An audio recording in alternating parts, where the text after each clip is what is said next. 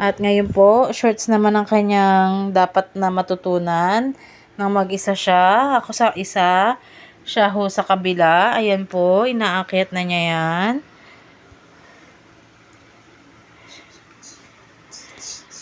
Marunong po yung batang yan. Hindi lang talaga. Tingnan nyo naman po, pinasok niya yung pareho niyang paa sa iisang butas. Oh, ngayon hinahanap niya yung isang butas.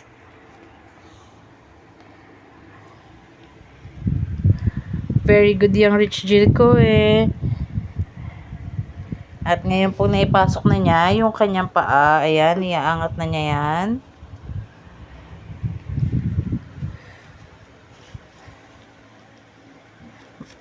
Pati po likod niya naayusin yan. O, di ba po?